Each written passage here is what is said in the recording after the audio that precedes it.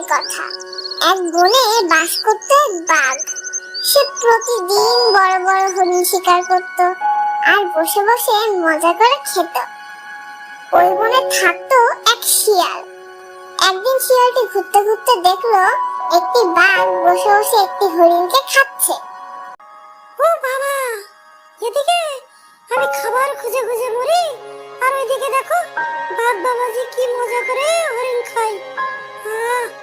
আমাকে যদি একটু দিত, কি আর করা, তার খাওয়াই না হয় দেখি। কাছে গেলে তো আমাকেই মেরে খাবে। এদিকে বাঘ কিছুক্ষণ খাওয়ার পর বলল,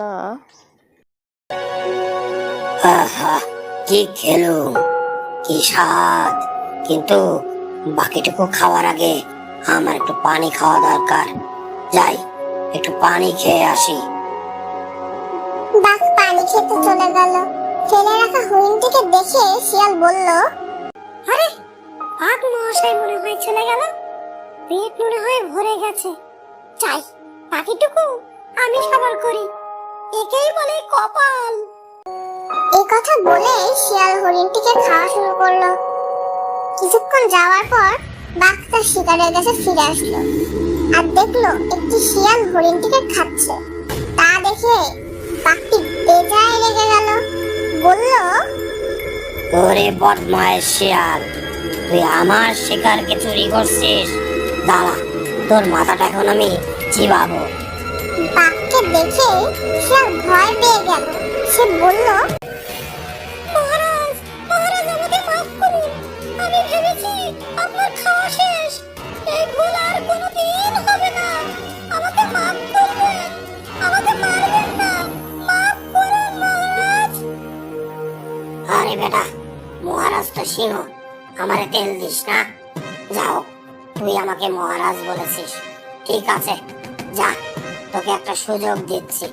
তোকে মারবো না, কিন্তু আজ থেকে তুই আমার শিকার করে খাওয়াবি। আর যদি একদিন আমাকে শিকার না করে দিস, তবে সেদিনই তোর ভবলীলা সাঙ্গ করে দেব। তাই হবে মহারাজ, তাই হবে। এই কথা বলেই শিয়াল ওখান থেকে চলে গেল। পরের দিন সকাল হলো। শিয়াল বের হলো শিকার খুঁজতে। কিছু দূর যাওয়ার পর দেখলো একটি ছাগল ঘাস খাচ্ছে। সে ছাগলটিকে বলল, আরে ছাগল ভাই, কি বিপদে পড়লাম বলো তো? কেন, কি হয়েছে? আরে আর বলো না, পথ হারিয়ে ফেলেছি। উত্তরের জঙ্গলে কিভাবে যাব তুমি বলতে পারো? ও, এই কথা। তো যাও না, এই পিছনের রাস্তাতে সোজা চলে যাও। আরে কোন পিছনের রাস্তার কথা বলছো? একটু ভালোভাবে দেখিয়ে দাও না। শিয়ালের এ কথা শুনে ছাগল পিছনে ফিরল আর সাথে সাথে শিয়াল ছাগলটিকে মেরে ফেলল আর মুখে নিয়ে রওনা হয়ে গেল বাঘের উদ্দেশ্যে। বাঘের ডেরায় গিয়ে বাঘকে ছাগলটিকে দিল। এটা দেখে বাঘ বলল, বাহ বাহ, তুই তো খুব কাজের রে। যা, আজও বেঁচে গেলি। মহারাজ, ছাগলটিকে ধরতে খুবই কষ্ট হয়েছে।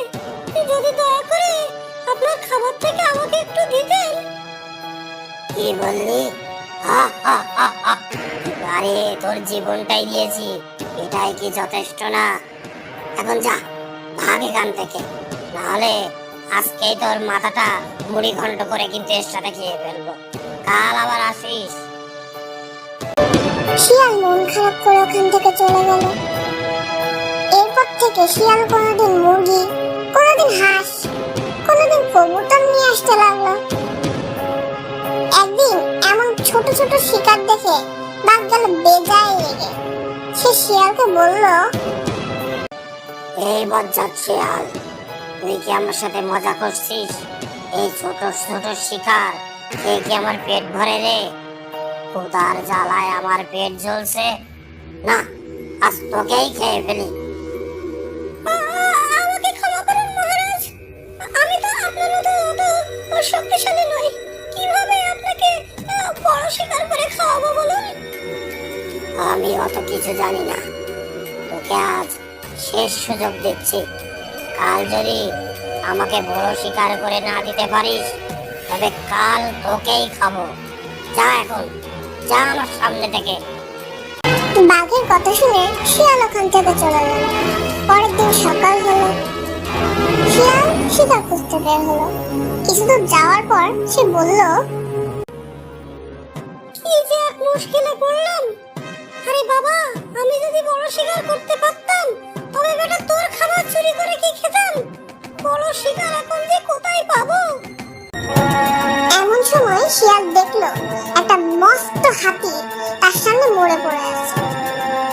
তখন সেটা দেখে তার মাথায় একটা বুদ্ধি খেলে গেল। তখনই সে বাঘের ডেরার দিকে রওনা হয়ে গেল। কিছুক্ষণ পরে সে বাঘের ডেরায় গিয়ে পৌঁছালো। শিয়ালকে শিকার ছাড়া দেখে বাঘ রেগে গিয়ে বলল, ওরে বজ্জাত শিয়াল রে, তোর কি কোনো জানের মায়া নাই? না, বুঝতে পেরেছি, আজকেই তোর শেষ দিন। তোরে আজকেই আমার পেটে চালান করবো। আরে থামুন, সব সময় আমাকেই পেটে চালান করার ধান্দা। আপনাকে ছোট শিকার খাওয়ানোই ভুল হয়েছে, মনটা এত ছোট হয়ে গেছে। চলেন আমার সাথে, দেখি আপনি কত খেতে পারেন। মানে? মানে আবার কি, আপনার জন্য অনেক বড় শিকার করেছি। এখন চলুন আমার সাথে, দেখি আপনি কত খেতে পারেন। শিয়ালের কথা শুনে তারা দুজন একসাথে রওনা হলো আর গিয়ে পৌঁছালো সেই মরা হাতির সামনে। মরা হাতিকে দেখে বাঘ চিন্তায় পড়ে গেল আর মনে মনে ভাবতে লাগলো, ও বাবা, এত বড় হাতিকে যে মেরেছে সে কত শক্তিশালী হবে। তখনই সে শিয়ালকে দেখে জিজ্ঞাসা করলো, শিয়াল ভাই, বলছি এই হাতে কি আপনি মেরেছেন? তোর কি মনে হয় আমি এতদিন ধরে খাইয়েছি এমনি এমনি? না রে পাগলা, তুই জানিস না আমি বন দেবীর বর প্রাপ্ত। আমি হাতি, ঘোড়া, বাঘ, সিংহ যা চাই তাই শিকার করতে পারি। আসলে আমার একটা চাকর দরকার।